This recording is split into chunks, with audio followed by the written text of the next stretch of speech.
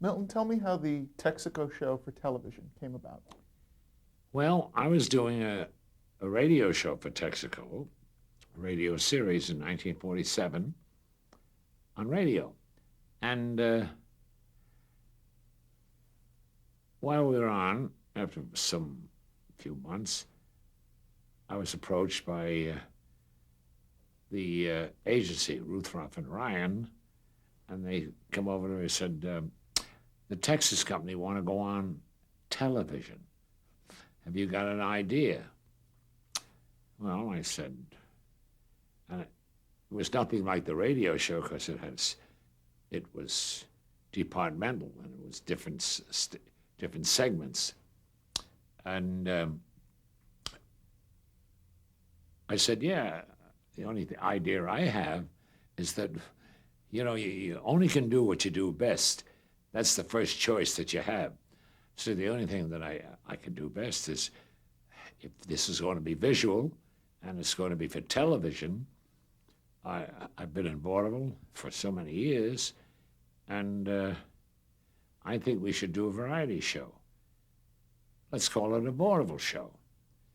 Well, originally it was called Texaco Star. It didn't start off as Texaco Star Theater.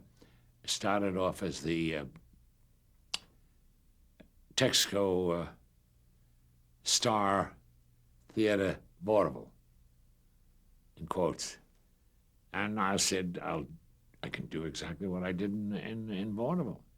I've had a lot of experiences in a non sequitur style. It's not no storyline, no opening, no middle, no close, no theme. It was just myself introducing the acts. This is pre-Sullivan. Let me get that straight. All due respect to Ed.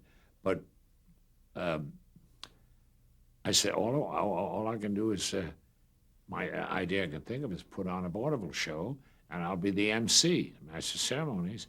It's exactly what I did in vaudeville for 35 years before, 30 years before. So he said, okay, that's a good idea. So I said, oh, well, let's use a lot of variety acts. A juggler, a singer, a dancer, a musician, vocalist, female, male. Do you remember who was on the first show? The first show that we did was June 8th, 1948. I think it was Pearl Bailey. Pearl Bailey was on there. And I didn't take any chances, I'll tell you that, doing the first show. I just put acts on that I had worked with in vaudeville and in nightclubs that I had worked with, that I knew what they did, and they were all surefire acts on their own. They all did a specialty. And I think we had a wonderful harmonica artist, Stan Fisher. He was on the show. And then I'll tell you one thing, we never did skits. We never did sketches. Not the first 16 weeks. We just did a straight vaudeville show, and I came out. I guess this format was like Ed Sullivan did later. And then I did what I did in vaudeville by when the act got through working, the dances, whatever they were, the Dunhills or the Step Brothers, whoever it may be, I joined in with them to do an encore with them, and I danced with them. And I was kind of flippant and brash and everything, and audiences who had never seen me in vaudeville seemed to like it. So all of a sudden, before I knew it, was like overnight, right? And we had, we had Alan Roth and his orchestra. We had the greatest musicians in the orchestra. Bunny Berrigan was in the orchestra. They were all sidemen then. And we had a variety show, that's all it was. In your opinion, what do you think it was specifically about Milton Berle that at that time captured the enthusiasm of the industry and the public? I think the medium, number one, was new. Everyone didn't know about hot television. They didn't know how it worked. Then they were very curious. Then up comes this smart-ass kid, or old man, or young man, and a lot of people did see me in theaters and all that stuff, but this exposure was terrific. That's the reason that I did it. And they saw Milton Berle the first time in person, but not in person. And a lot of people discovered me. Is that what you were talking about? Mm-hmm. And I think the impact that it made was the combination of the word television, and people getting this for free to be broadcast in the house or wherever they may be, and have sets that could bring it in. And up comes Milton Berle, which I must say this, without being hammy or hammier, that prior to television, see, we jumped right to television just now and talked about television. I was a Broadway star, right? So it wasn't acclaimed nationally. I was in George White's Scandals, Earl Carroll's Vanities, did Broadway shows, See My Lawyer, a string of Broadway shows, and Ziegfeld Follies. And this all happened after I was in those shows that I just spoke, Broadway shows, was back in the late 30s and the 40s.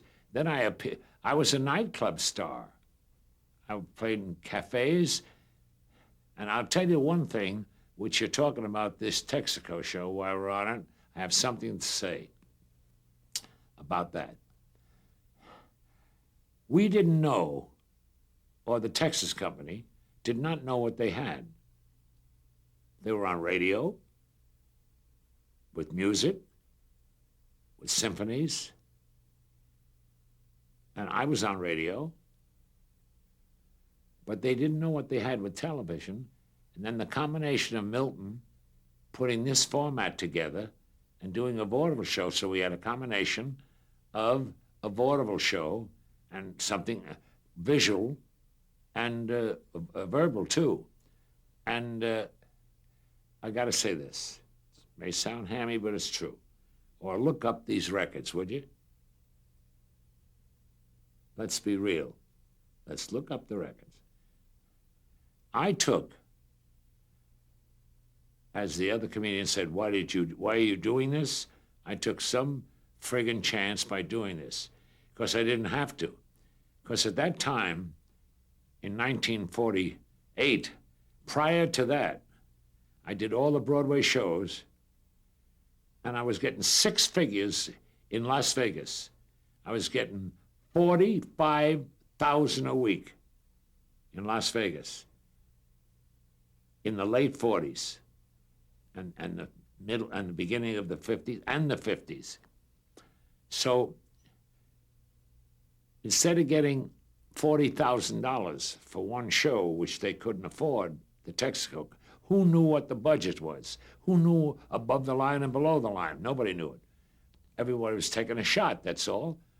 And we did it like we'd say scale, but instead of me taking my Vegas salary and say, oh, I won't do it. I won't get $40,000 a week in Vegas, or $25,000. I did the first show, the first series, 48 and 49,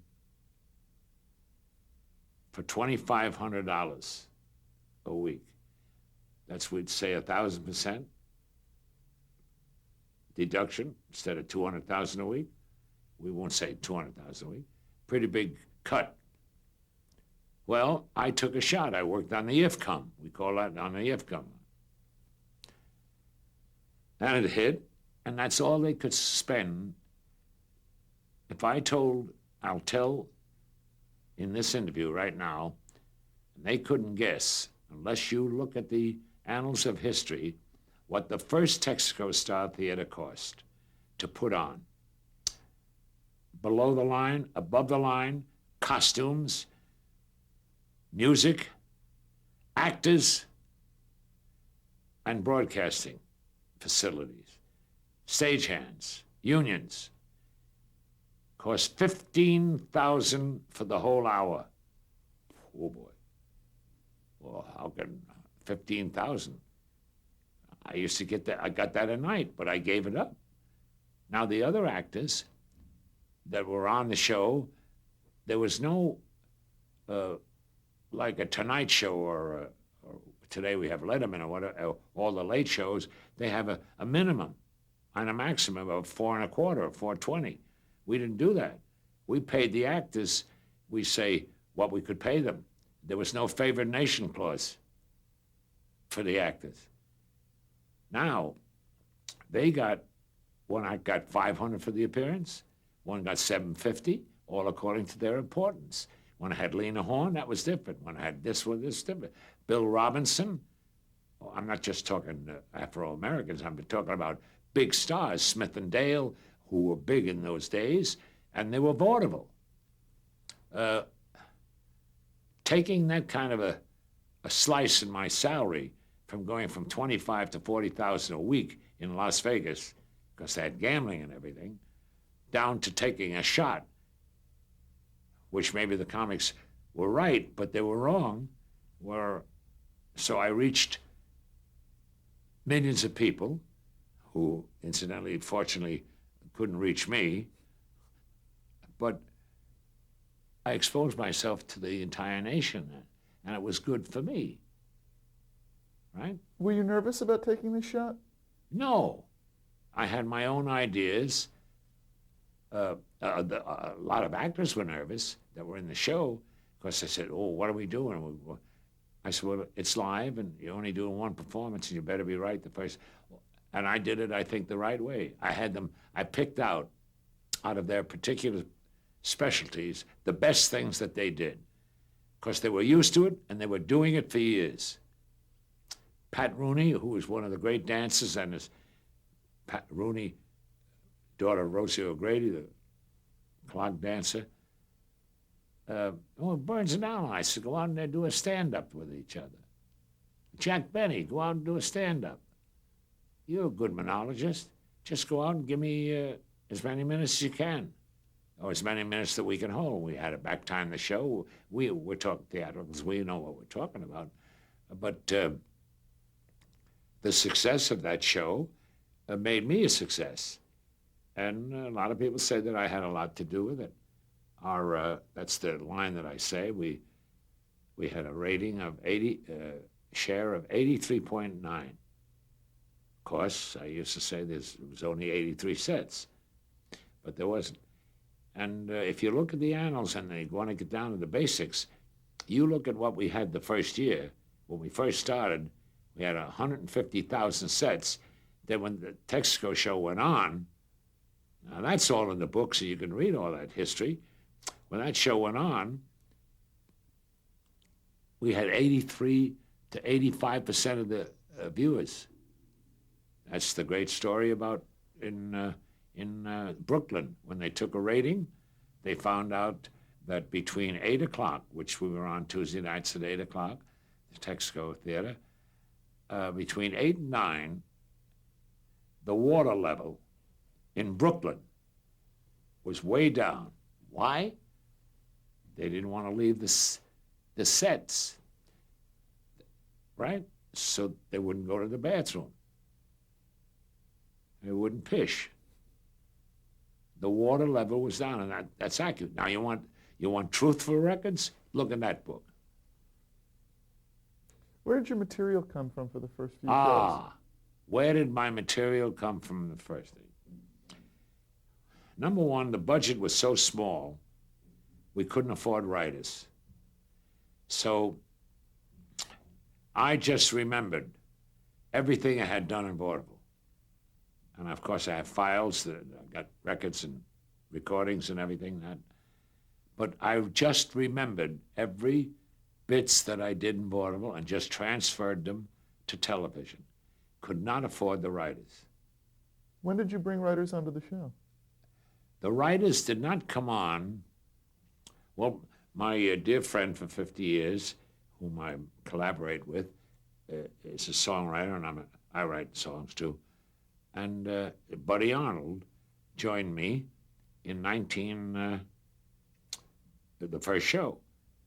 And he wrote We Are the Men of Texaco. We worked from Maine to Mexico, the song, the theme. And we collaborated, just he and I. Just both of us, on the material and the monologues and all that stuff. And the jokes and the one-liners. And the shtick that I did with the other actors, I did with other actors in vaudeville, which is one of the standard things where the girl singer, whoever it was, could have been one of that era, sang "It's delightful, it's the lovely." The night is young, the sky is clear, but if you want to go walking there, my line was, "It's delightful, it's the lovely." Now Bob, God bless him, Hope, still does that today. So nothing is new that's old, nothing is old that's new. So you're asking me where the material came from. The material only came from my mind, and Buddy Arnold helped me, and anything that I could think of. And I have books, and I had files then. Now they're all on computer. I can press any button now and do any scene or any sketch. And I knew every burlesque sketch, and I knew every vaudeville sketch that were PD, that were PD, public domain, that I did. I did sketches that I heard in vaudeville, that I did in vaudeville from the 20s up. But it's a new audience.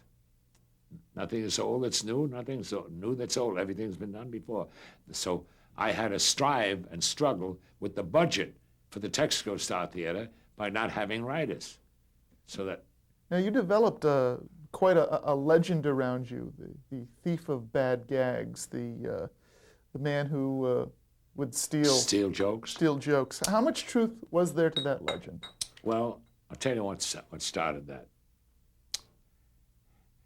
I was a very good friend of Walter Winchell, the columnist, and he was one of the greatest newspapermen in the world. He had a great column, too, we know that. And it's a long story, but let's try to make it short, how it happened. We had a guy around by the name of Richie Craig, Jr., who did vaudeville, a single performance. He was a monologist. And one day we met in a restaurant. I think it was Dave's Blue Room or Lindy's. I walked in, and he had the same suit on that I had. I said, "Where'd you get the suit?"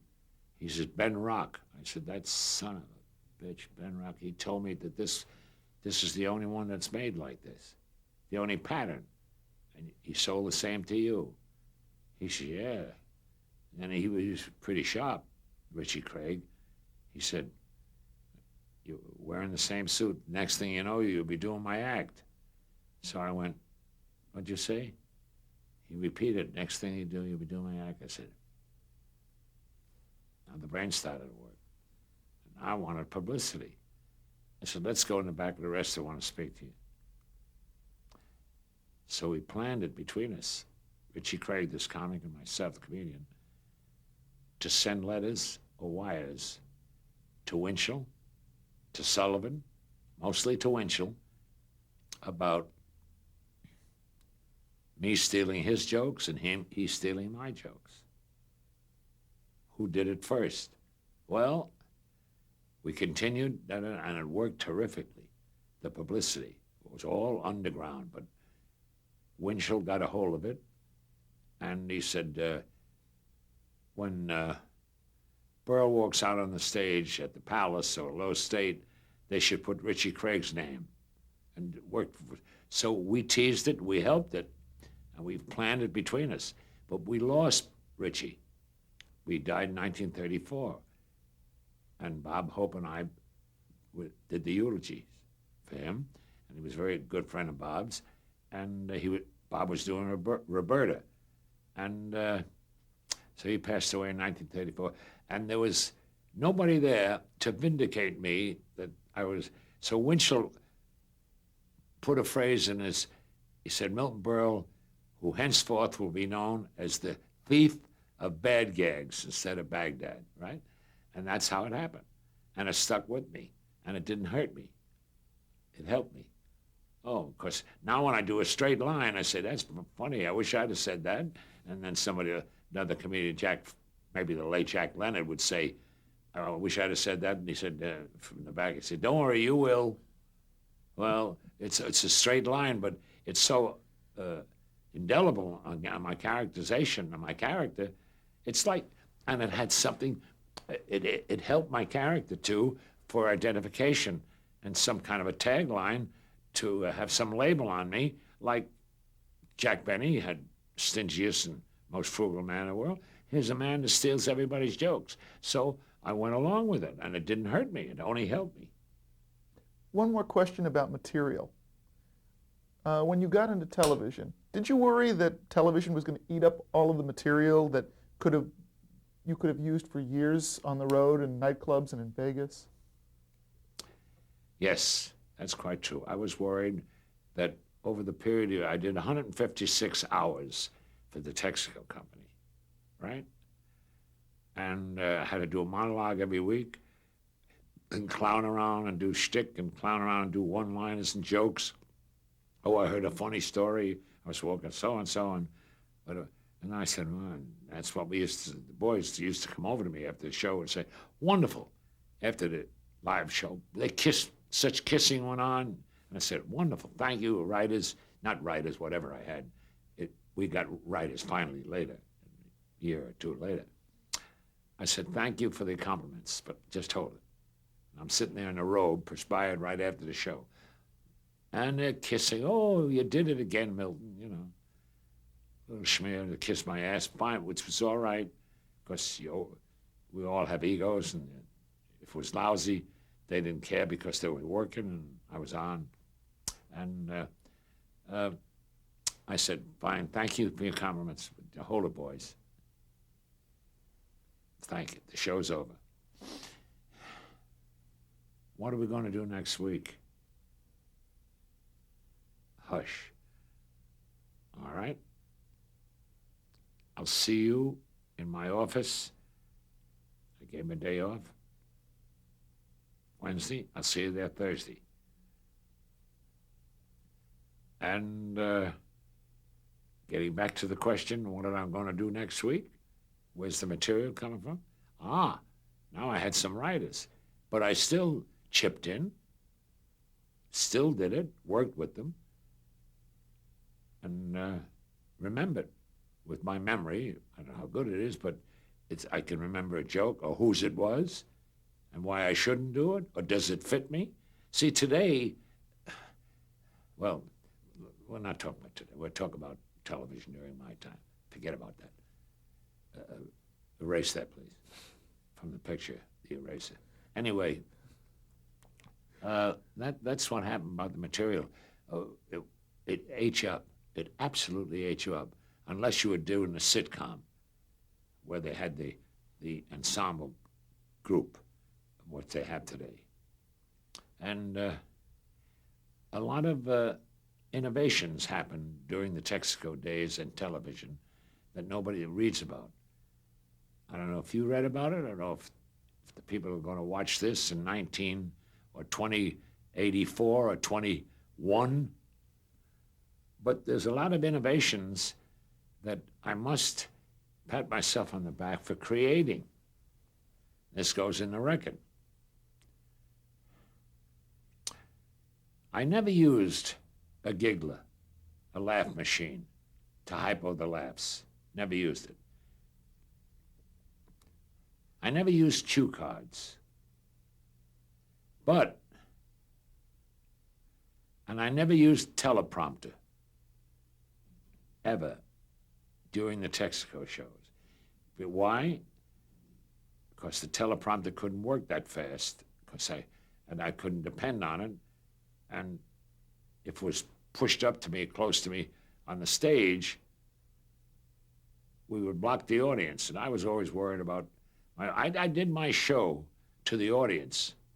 One thing I did do, which nobody, they were always nervous, stars and comedians, and to go on the live show. I said, don't worry, forget about the cameras. Now the 3-camera setup was my setup with the Texaco show. Then I added what we call a slave. Now nobody knows what a slave is. That today is named the isolated camera.